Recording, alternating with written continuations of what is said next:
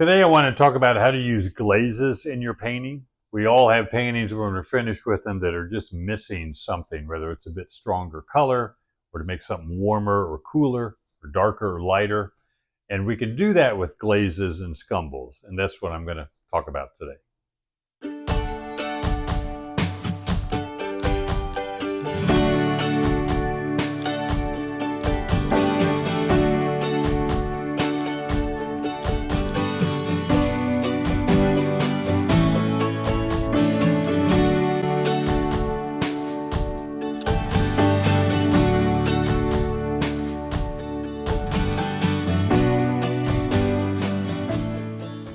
Today we're going to be talking about how to use a glaze or a scumble to improve your painting.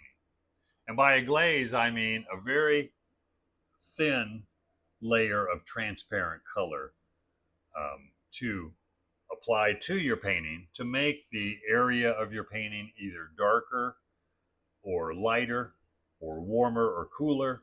It just affects what's already there value wise, temperature wise. It can also punch the color a little bit more.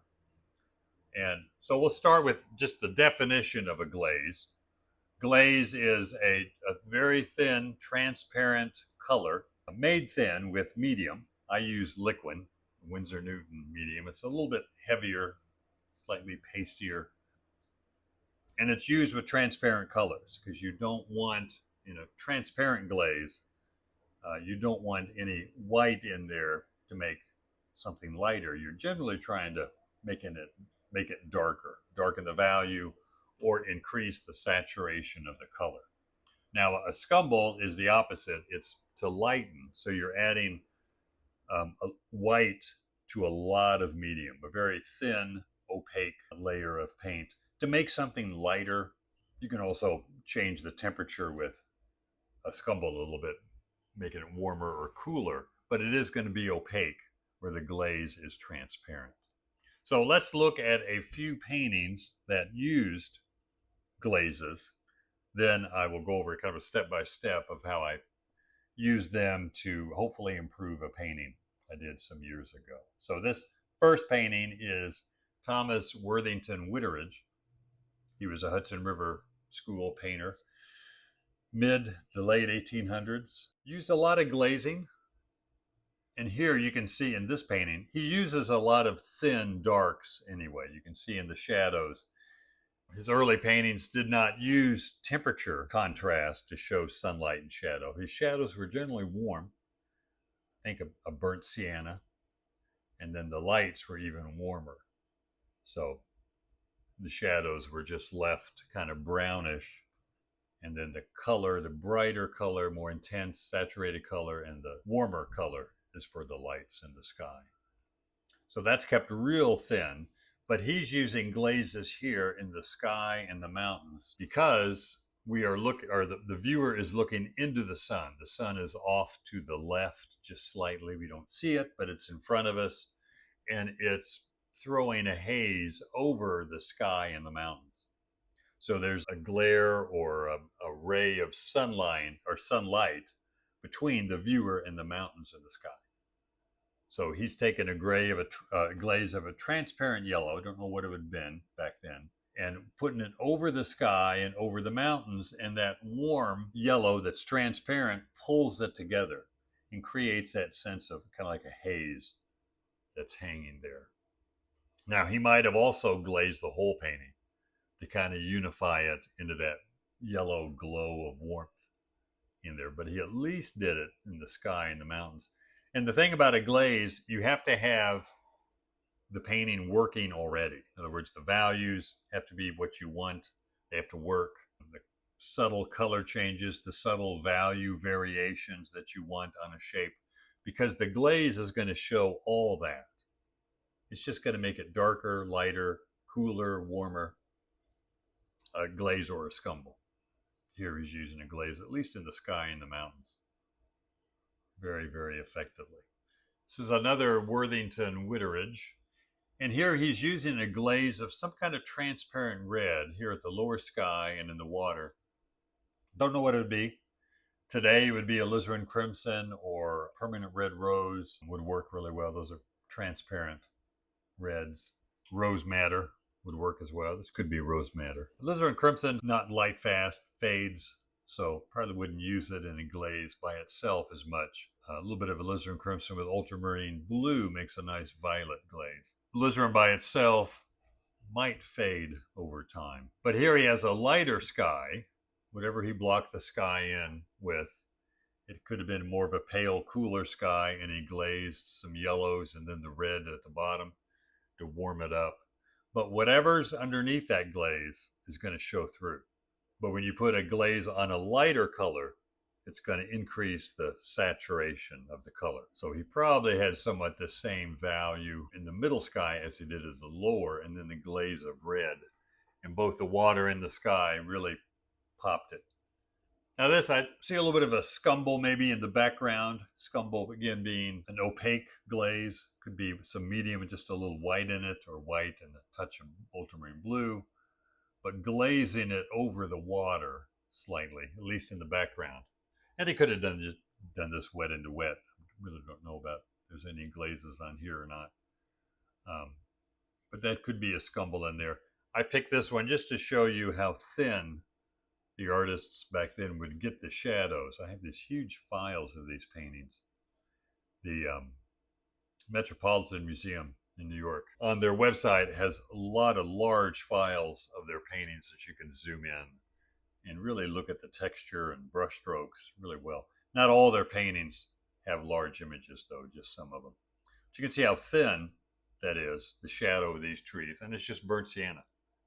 I mean, it's trying to show a little bit of tree trunks there, but not much there. It's just a thin glaze or a thin wash of burnt sienna. Same thing with the house. It's probably bare canvas with just some kind of transparent brown on there. Because again, he's not using temperature. Cooler colors, cooler muted colors to show the house in shadow. It's more just value with really warm light areas. But very, very thin. Even the tree here and the fence, this is all right here, just very transparent. Probably the tone of the canvas poking through. But it works really well, keeping the paint thin and just building up the lights. Here he built up the darks, probably just more burnt sienna, so it becomes opaque because it's just more and more paint. It's not a glaze anymore. It's just heavy, heavy dark brown. Well, we don't paint that way necessarily anymore. We're more direct and seeing shadows as cooler, lights as warmer. This is still very effective. Then here's John Carlson, who wrote John Carlson's Guide to Landscape Painting. And he has a few pages in there on glazing that's very helpful. And here he has a mountainous or hill scene with some cloud shadows here in the foreground, some in the middle ground, and he's done that with glazes. Probably a Prussian blue. He didn't have phthalo back then. It's a synthetic color. So that's probably Prussian blue just glazed over that. Same thing here, ultramarine or Prussian blue.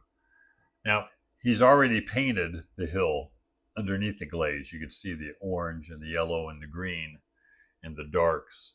And that's all there. He's just throwing it in shadow by putting a glaze over it. And that adds more drama and contrast to the painting. Last one here, George Innes, using scumbles and glazes to create this kind of mysterious feel in the painting, the softness of, I don't know, fog, atmosphere. But you can see that's a real thin glaze of probably a white with a little ultramarine in it, just glazed over the tree and the grass. And you can always wipe out areas to have a little less glaze in it, or scumble. In this case, I think it's more of a scumble. This is another John Carlson. Here he's using a scumble in the background, maybe a white with a little bit of the sky color, a lot of medium, and just going over the trees with that scumble. And he's creating the atmosphere of the trees just blending into the fog that's kind of moving in. But very effective. It really creates a lot of atmosphere in there. So here's the transparent colors I use: Indian yellow, burnt sienna, or transparent red oxide.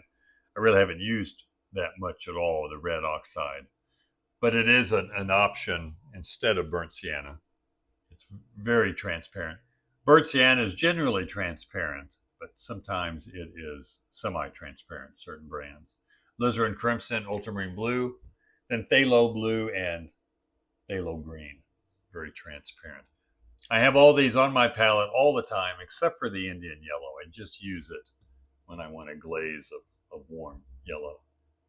And here's what they look like. So you can see if you put a glaze of yellow on a light sky, it's really going to warm it up. This is pretty heavy still. I don't really have a real thin layer of it, but you can see the colors, all the colors stay really strong, even in a real thin glaze. And the thinner you can get the glaze, the better to start with, because you can always add more on top.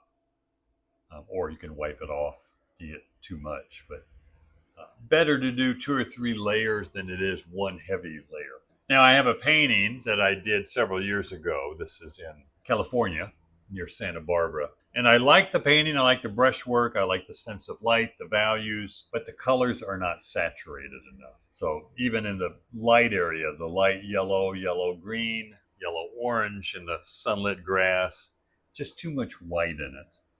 And same thing with the shadowed grass in front. It's a little too muted, too grayed, kind of a grayish blue. Same thing with the shadows in the background. Now the shadows on the trees here in the middle ground, I think are too dark. So I'm going to use a scumble on them to lighten them a little bit and make that read better. If your shadows go too dark, you at least have the contrast. You have strong darks and strong lights. So this at least has good dark and light contrast. So if you're going to error on your values, you might as well err on getting the darks too dark, because at least that gives you the strong contrast. But I can come back with a little scumble and lighten them enough so that the shadow looks more transparent, like you can look into the shadow and see more color. When you get your colors too dark, they can look flat and blank. And I think that's what's happened there. So first thing I'm going to do is, well, here's my palette where I'm setting up the transparent colors. And I go even thinner. This is the phthalo green, ultramarine blue, and the Indian yellow. And I will add more. This is my liquid over here. I'll add more liquid, like to the green, to get it even thinner. But this gives me kind of a range of real thin green I can kind of work with. Some artists talk about putting it in a bowl or a small jar or saucer and then mixing it up in there and then just brushing it out. That works too. But here I've glazed, no white, just the phthalo green. You can see the difference. This is more muted. This has more saturation of color in it. I think that works a lot better. Then I go up to the light yellow, yellow-green, yellow-orange grass, and I do the same thing there. It's a little hard to see, but it is very thin, and it just increases the saturation. Just a little bit of Indian yellow. Now here I ended Indian yellow with a little bit of cad red medium, which is opaque, so technically that becomes a scumble. But this is just the Indian yellow and medium. Not very thick, it just stains it and makes the color a lot more saturated, which is what I'm after here. And here's creating kind of the scumble. Now this is very thick. I add more medium to this and thin it out, make it a bit more transparent. But this is the Indian yellow and white added to the phthalo green, and it creates a lighter glaze. I'm really wanting to push more of the yellow in that sunlit grass. So I just added a lot more Indian yellow than the phthalo. Now the same thing with the shadows here. I want to make them a bit lighter like I have them here. So you can see into those shadows. Let me zoom in just a bit. And it's just a little bit of phthalo green, touch of white, not much white at all. Because I want it to still be somewhat semi-transparent because of the white I added to it. Same thing with this.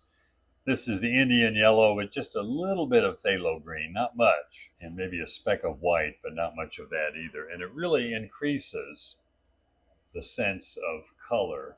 Let me zoom in here so we can kind of compare them a bit more. Now I've also saturated right here you can see the stronger green and yellow in there. It just makes it look like you can see through the shadow to the color of the tree a lot better. Makes the shadow, you want your shadows to look transparent. Now I want to add some color to the barn there. And I did the same thing here. I added Indian yellow, very transparent, but then I added some cad red medium to the Indian yellow and got a little stronger red orange. You can see the difference, just a stronger color there that gives it a more sense of light. Now it's not all bright color because I had some gray underneath this glaze and scumble, but the color underneath is coming through, but I just punched it a little bit with the transparent glazes.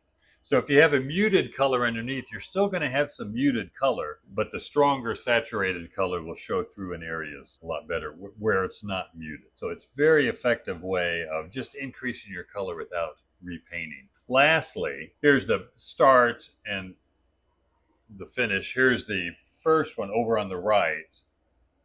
And on the left here, you can see I came into the lights on the mountain and used a scumble, just a glaze with a little white. Now I used white and violet and orange. So I'm not trying to use transparent colors now, but very, very thin so that the value changes that I have here do show through because I'm using it very thin and it just punches up the color a little bit. And glazed a little bit of ultramarine on the edge of the shadow here on the mountain, kind of the middle ground mountain, not the background mountain, just to make it slightly bluer. And that intensity pops, makes the painting pop just a little bit more. So you can see it pretty much all over. The Indian yellow in the lights, and the yellow and the red in the lights, and the phthalo green in the shadows, slightly lighter shadows on the trees. All that to punch the color, but still keep the same brushwork that I had before. Same value changes pretty much, and just increasing the saturation.